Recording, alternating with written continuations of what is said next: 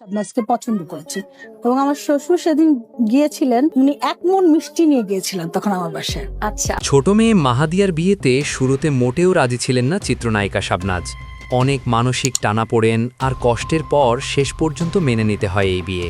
ভিডিওটি শুরু থেকে শেষ পর্যন্ত দেখুন এবং অবশ্যই আপনার মতামত কমেন্টে জানান। আসার পুরো শাসনটাই চলে আমার। বাচ্চারা কাকে বেশি ভালোবাসে? তাকে বেশি ভালোবাসে অবভিয়াসলি।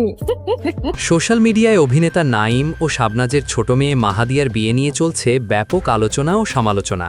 বড় মেয়ে নামিরার আগেই ছোট মেয়ে মাহাদিয়ার বিয়ে হওয়ায় বিষয়টি নিয়ে নানা প্রশ্ন উঠেছে। বিভিন্ন সংবাদ মাধ্যমে জানা যায় মাহাদিয়া এহসানকে বিয়ে করেন।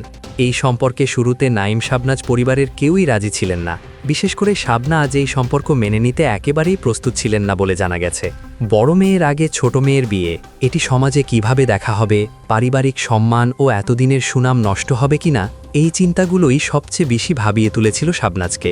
সে কারণেই বিয়ের বিষয়টি রাখতে চেয়েছিলেন নাঈম ও শাবনাজ।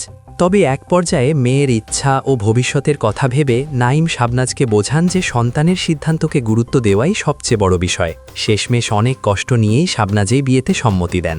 জানা যায় মাহাদিয়া ও এহসানের বিয়ে হয় গত ডিসেম্বরে। তখন মিডিয়াকে এই খবর জানানো হয়নি। প্রায় 1 মাস পর বিয়ে বিষয়টি প্রকাশে আসে এবং এরপর একটি রিসেপশন পার্টির আয়োজন করা হয়। নাঈম ও শাবনাজ নিজেরাও ভালোবেসে বিয়ে করেছিলেন এবং দীর্ঘদিন ধরে সম্মান ও মর্যাদার সঙ্গে সংসার করে আসছেন। 2 মেয়েকেও তারা নিজেদের আদর্শ ও মূল্যবোধে বড় করেছেন।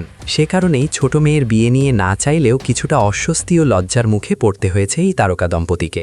বিয়ের পর মাহাদিয়া স্বামী এহসানের সঙ্গে অস্ট্রেলিয়াতে স্থায়ীভাবে বসবাস করবেন বলেও জানা গেছে। এখন প্রশ্ন হলো, বড় বোনের আগে ছোট বোনের বিয়ে হওয়া কি সত্যিই কোনো সমস্যা? এই বিয়ে নিয়ে আপনাদের মতামত কি? কমেন্টে অবশ্যই জানাবেন। Icon focus 24 TV, powered by 4D Fourth Dimension।